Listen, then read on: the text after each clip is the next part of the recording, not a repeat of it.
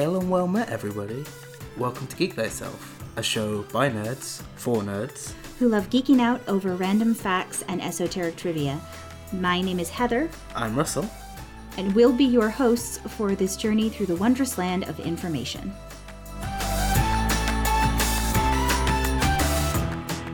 Hi everyone, and welcome to this week's episode of Geek Thyself. So just like last week when Russ talked to you about different types of calendars and sort of dating systems, how people figure out, what day of the year it is, I'm going to be talking to you about a subject by myself this time. Unfortunately, with our schedules and, Russ, in case you hadn't figured it out already, is in England. There's a big time difference. So between that and the holidays, we just had a little trouble getting together to record. So we thought it'd be fun to start off the new year with a couple of solo episodes. I also apologize for my voice right now. You might be able to hear I sound just a little bit off. I'm at the tail end of a cold, so that didn't help with our recording schedule either.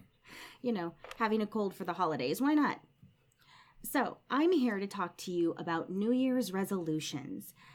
And as you're listening to this, we are 15 days into the new year. So, we're about halfway through the first month. Who's managed to hold on to their resolutions and who's already broken them? That's really the biggest question. But that's not what we're going to talk about today. I'm going to talk about how we even started making New Year's resolutions in the first place. How old is the tradition? How long have we been doing it? And what are some of the things people used to make resolutions about back when it first started? Because it's definitely not quite the same as ours. Nowadays, most resolutions, at least for the most part, tend to be about people wanting to do something to better themselves. It could range from something as big as big and important as I want to quit smoking. Or it could be something more minor, like I want to get better at putting things in my calendar. There's all sorts of things like that, but a lot of times the New Year's resolutions nowadays tend to be about doing something that you want to get better at or improve yourself with, whether it's smoking or losing weight or trying to eat healthier or trying to stay in touch more with friends or, anything like that. A lot of us have trouble holding on to our New Year's resolutions, partly because it's hard to make a new habit.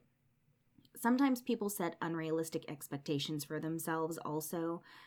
Setting your New Year's resolution is I want to lose X amount of weight by February or something isn't always the most realistic. Whereas saying something like, I want to eat better so that I then could lose some weight might be a little easier to hold on to because it just means you cut out some of the junk food and the soda and stuff like that. So there's a whole range of things that people can make resolutions about. And as adults, like I said, it tends to be a lot of those kinds of things that are going to improve yourself in some way. For kids, if they happen to be making New Year's resolutions, who knows what they're going to be saying, because it could be anything.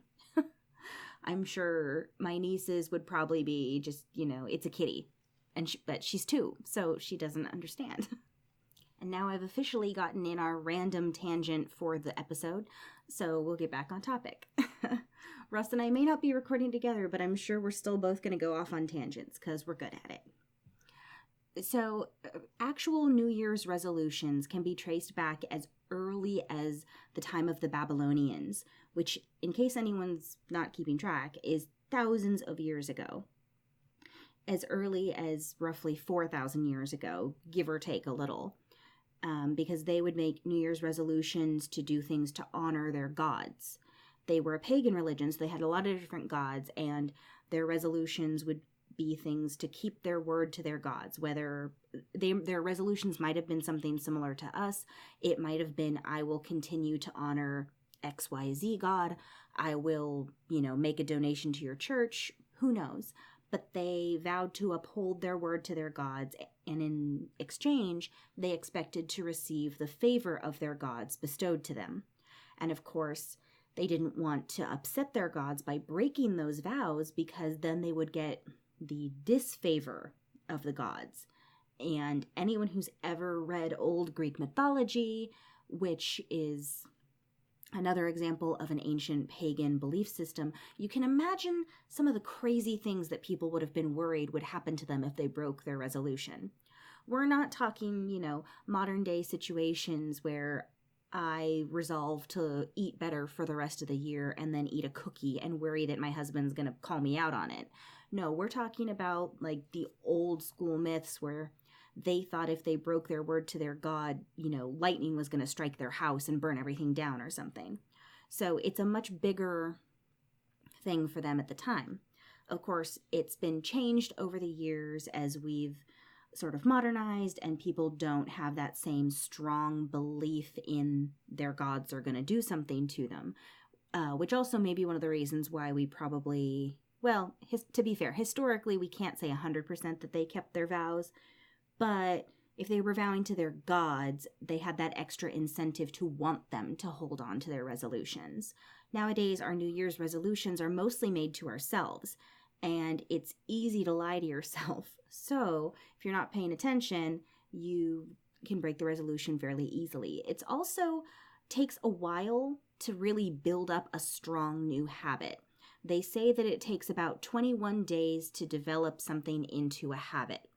So whether that's drinking more water, eating healthier, exercising, I'm using these as examples because a large percentage of people who make New Year's resolutions have resolutions that involve something having to do with health conscious activities, whether it's weight loss or just eating healthier or what have you. It's a very high percentage.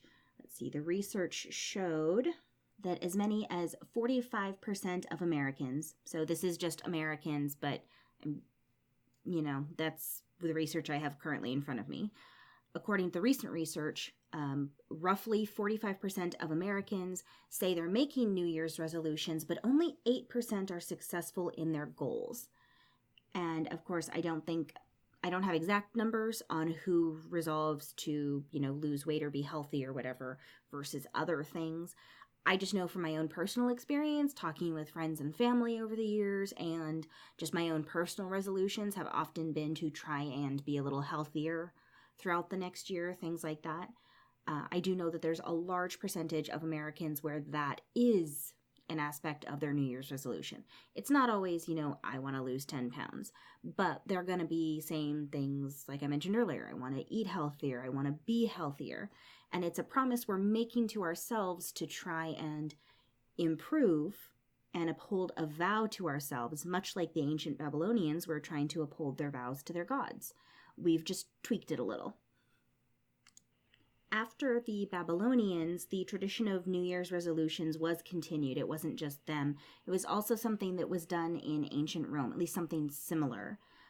It happened after Julius Caesar messed with the calendar and started the beginning of the year on January 1st, because previously the Babylonians had celebrated the New Year closer to mid-March. So they'd celebrated it further into spring, which in terms of a lot of ancient beliefs of sort of the beginning of the year being new beginnings and new life, it does make sense that they would celebrate later in the year, because if you start in early spring, that's when things are starting to be born.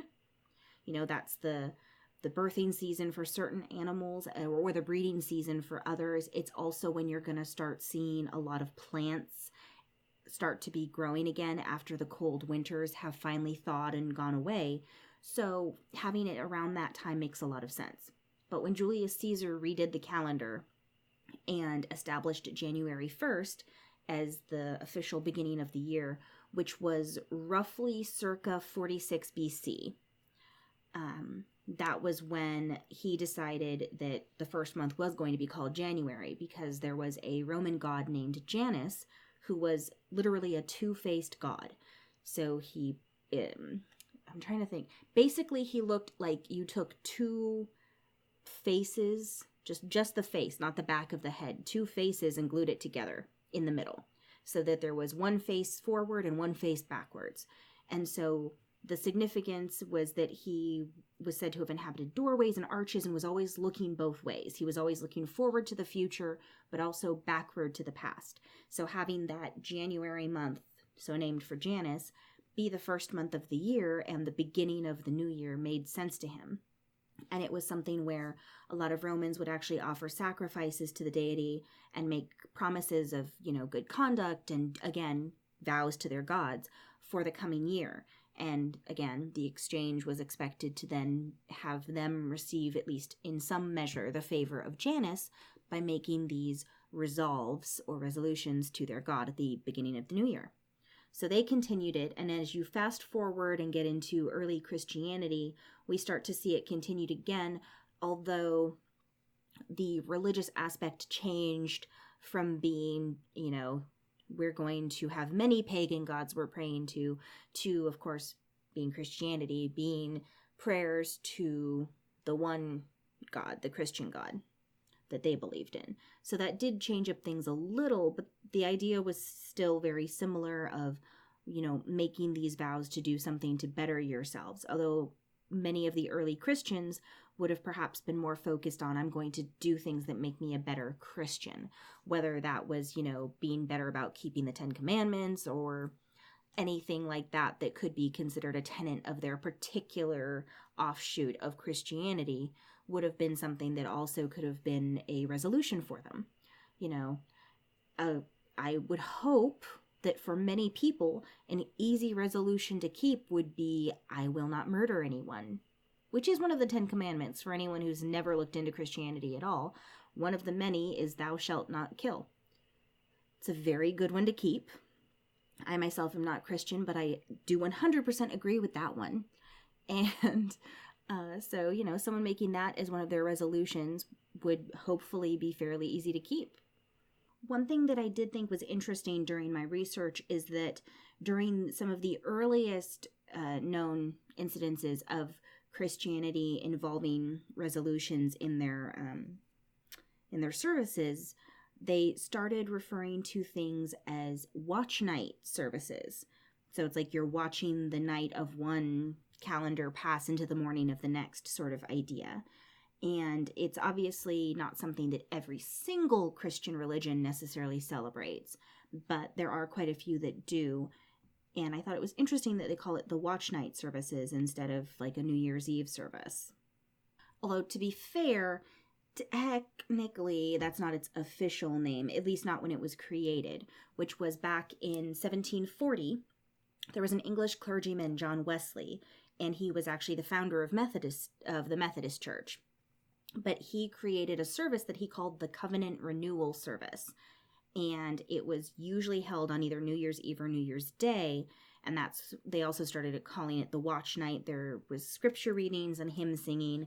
And basically it was their religious and spiritual alternative to some of the raucous end of the year celebrations that would be held instead.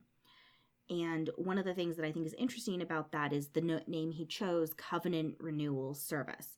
For anyone who, again, is not familiar with some of the terminology, there's often spoken of in certain scriptures a covenant between a member of the Christian religion, so a Christian. So between a Christian and God, there's spoken of there being a covenant between the two of them quite often in certain of the Christian religions. And basically it's like the vow, the bond, you're following the covenant of God, his rules that he's put in place for you idea. So it is in many ways very similar to what the Babylonians and the Romans did, where those Christians had a vow between them and their God that they were celebrating and promising again at the new year.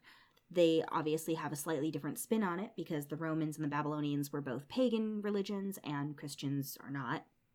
But nonetheless, the tradition continued on and even into the Middle Ages as well, which actually would have been before 1740.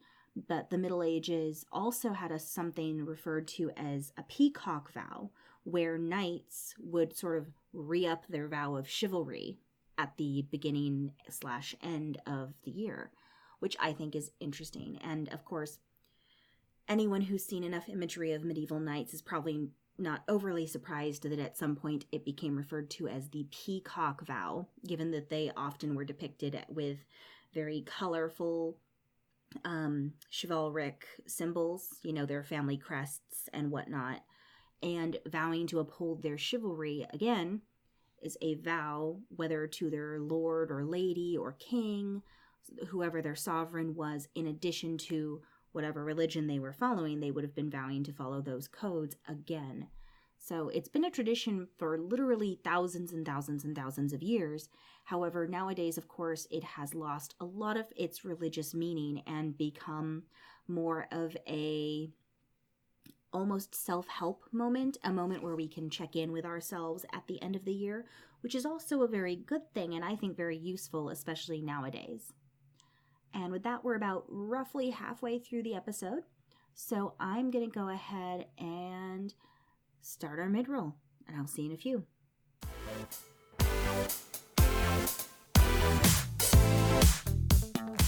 Hi everyone, this is the mid-roll. You just get me today, again, even though Russ and I will be back recording again together very soon, but I want to talk to you about our amazing sponsors right now. First, I want to talk about World Anvil. I talk about them every week. I can't talk about them enough. I just love their website. It's the most robust campaign management and world building software online that you can find. It really is. And we know because Logan, one of the other directors and a DM of several shows at Nerdsmith, has checked out tons of them. This is the one that has the most features, the most things that let you really build and develop and create the world that you're imagining in your head. And whether it's for your players or if you're like us and you have podcasts and streams and want your audience to be able to have access to that information, doesn't matter. Either way, it's a great tool that lets you really flesh out your world and create this amazing interactive space that has things that you can look up and research. You can write articles, you can have social media for your characters, and you can also just use it as a wiki, basically, that lets you look up everything about the world you've created. No matter how you use it, it's a great tool, and I definitely recommend you check it out. That's worldanvil.com. And I also want to talk about our other amazing sponsor, Die Hard Dice. They have these gorgeous dice. They have so many different colorways that you can pick from. Their polymer dice are high quality. I've never had any issues with them, and they're very attractive. And on top of that, their metal dice are just amazing. They're beautiful. They're nice and heavy when you roll them. You can just feel the quality and the beauty of them when you're looking at them.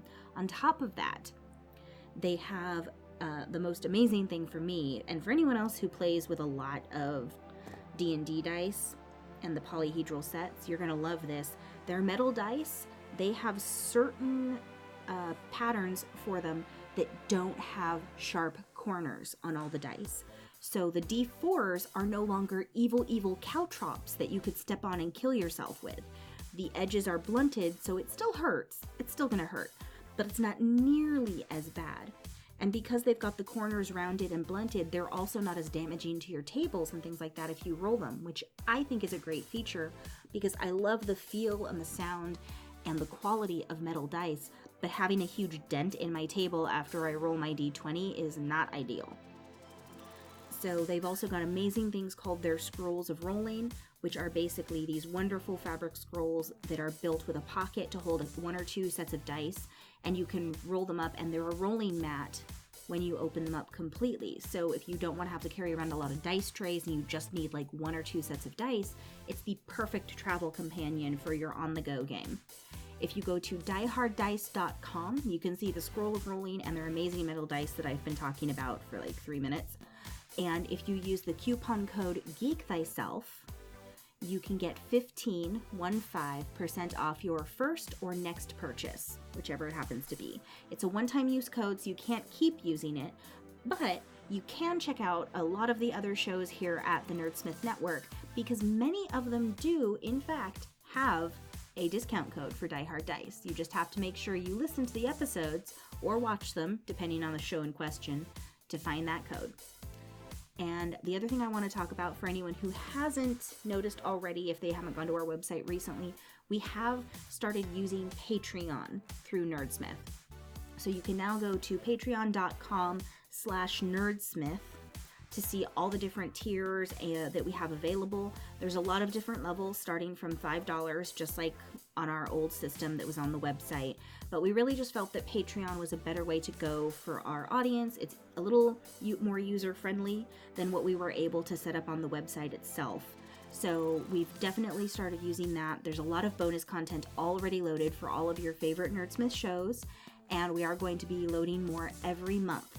So if you sign up as a patron, you'll get access to new content every month.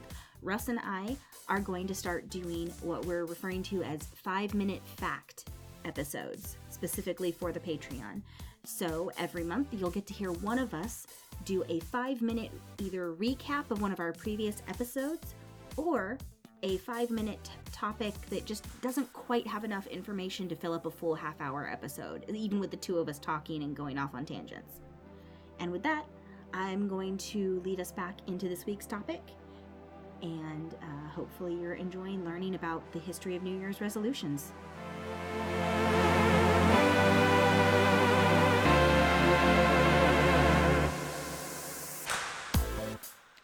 Okay, welcome back to this week's topic, everyone. So, to finish off our last few minutes, I guess it's about 10 minutes left of the episode, I'm going to be talking more about resolutions in the modern day. So I did it a little bit in the beginning where I talked about, a lot of us make resolutions to do something to improve ourselves in some way.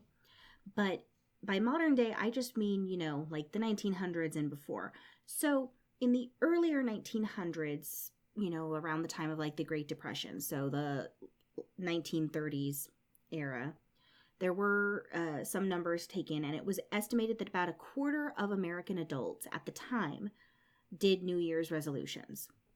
So that means roughly a quarter of the adult population of America made some kind of New Year's resolution. And as we fast forward through time and get closer to the 21st century, so, the 2000s, we're looking at roughly 40% of America, adult Americans, made the resolution. So those numbers have continued to increase. And depending on the research you're looking at, for instance, one of the numbers I found, now this is off of Wikipedia, so, take things with a grain of salt, but according to Wikipedia, the American Mental Association said that approximately 40 to 50% of Americans participated in the New Year's resolution tradition, according to the 1995 Epcot and 1985 Gallup polls.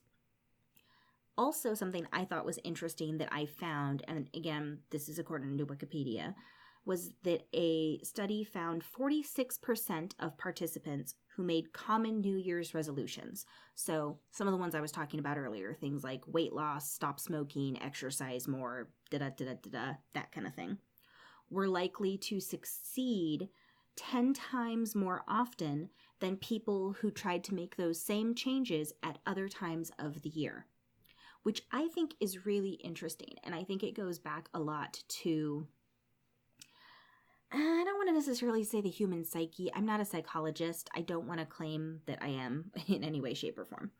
But I do think it's interesting that we have an easier time, at least to a certain extent, maintaining our resolutions at the beginning of the year.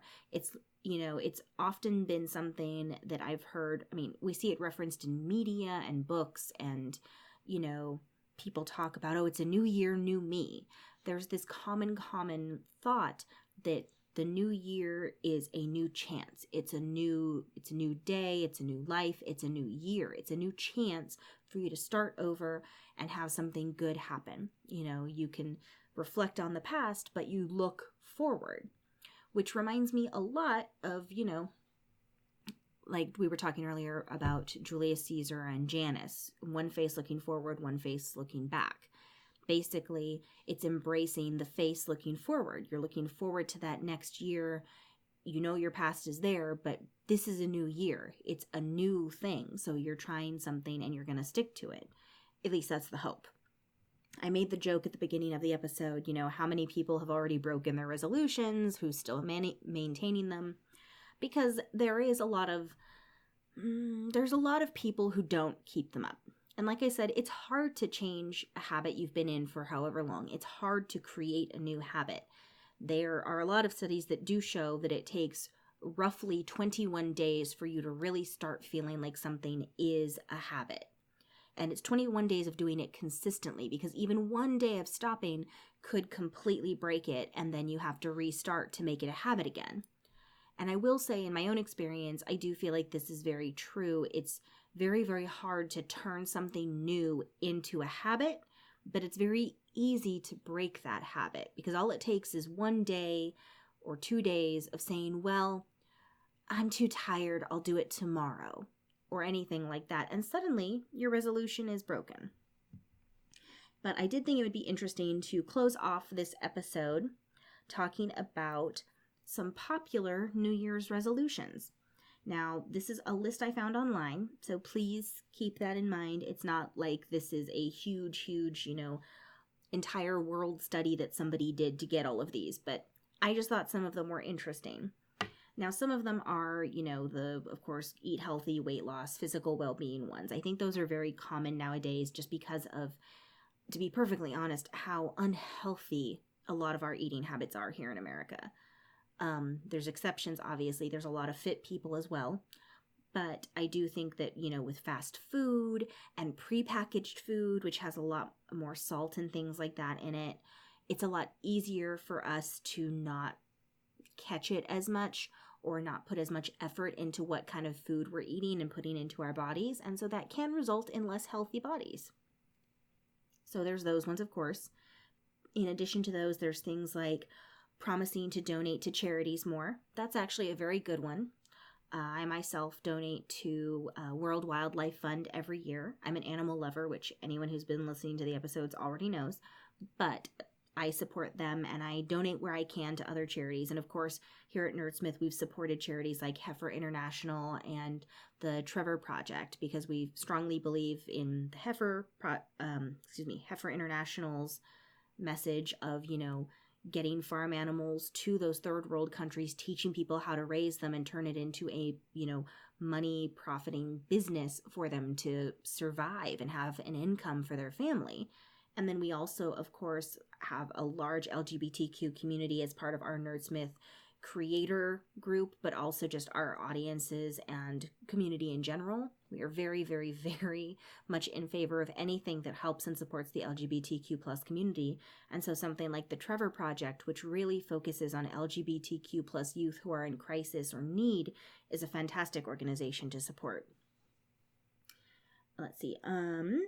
Some of them include things like try to become more assertive, because there are some people who, I think especially in our people-pleasing, like I want everyone to like me, social media heavy environments, can sometimes feel like they need to be nice to everyone and not say no and things like that. So sometimes being more assertive is something people feel they need to work on. Strive to be more environmentally responsible. This is one that I think is important also. We have to worry about greenhouse gases and things that are damaging the world we live in for future generations. That's concerning. Let's see. Improve mental well-being. So things like think positive, laugh more often, enjoy life. Those are good. Those are very good. Improve finances. That's one that I also think is good, of course. Get out of debt, save money, make small investments. It is important to look to the future, so making sure that you're financially stable is always good. Improving your career, whether it means doing your job more, so just, better performance at your job or getting a better job. Improve your education. So, a student might say, I want to get better grades next year, I'm going to study more. Improving yourself with things like reducing your stress or trying to manage your time better. That goes back to the calendar thing I said earlier. Going on a trip. So maybe someone hasn't gone on vacation in a really long time and they work too much and they make a resolution that they're actually going to go on a vacation somewhere this year. That's one I could definitely see some people making, and I think that's good because you need to take a break sometimes. Volunteer to help others. That kind of goes back to the charity one. Doing something to improve the world around us is always a good thing. Let's see, get along better with people. There are some people who struggle with social interactions or weren't raised in environments that were as beneficial to developing social skills and things like that. So sometimes trying to improve those abilities or learn more how to interact with people on a social level can be something that, a resolution might help with. Let's see, make new friends. That kind of goes along with that one. Spend quality time with family members. This is a good one that I also think is important, provided you have, I should say spend quality time with family members or your chosen family, because I do know there are people out there who unfortunately don't have supportive families for various reasons. And no matter what the reason, if that's the case, then spending quality time with your chosen family, your friends, and the family you've created wherever you are is also, I think, a good thing to resolve to do in the new year, because family is important, whether it's the one you were born into or the one you've created for yourself, whichever it happens to be, it's important. I happen to have been lucky and I have a fantastic family, but as does my husband. I like his family a lot too. But I also have an amazing chosen family in my Nerdsmith friends. You know, the other directors and I are, in fact, very, very, very good friends. Russ, of course, is my very good friend. So I have an amazing blood family and an amazing chosen family. And I'm very happy to have them, especially as we move forward into another year. And you know, actually I was going to keep reading, but I kind of think that's a nice place to end it. So I hope you enjoyed learning more about sort of how long resolutions have been around, some of the history of them. It's definitely something that's been around, obviously, for thousands and thousands of years, as I've already mentioned. And moving into the rest of our 2020 year, I hope everyone has a fantastic year moving forward. I hope things continue to improve for you, whoever you are. And also, you know, I was talking about chosen families and all of that. If you happen to be someone who doesn't have as supportive a birth family, then please don't hesitate to come join our Nerdsmith family. If you're listening to this, my guess is that you already are part of the Nerdsmith family, but if you're not, if you're just listening for the first time, we love and support everyone. We're very accepting. You're likely to find at least one person who shares whatever your nerddom happens to be. So please come say hi. You can find us at our Nerdsmith Discord. There's links on our website, nerdsmith.org. And you can come talk to me and Russ if you want. We're on there quite often, especially me, chatting with everyone in the different topics and everything on the Discord channels. And with that, I'm going to call it good on this episode. So we'll talk to you guys again next week. Bye. Thank you for listening to this week's episode of Geek Thyself. Don't forget to check out all the other amazing content on the Nerdsmith Network. If you have any questions for either of us, you can get in contact with us on Twitter at geek_thyself. You can also email us at geekthyself@nerdsmith.org. And please don't forget to go to iTunes and leave us a review, or also go anywhere you listen to your podcasts. We'll be back next week with another informative and fun episode. And until then, don't forget to geek thyself.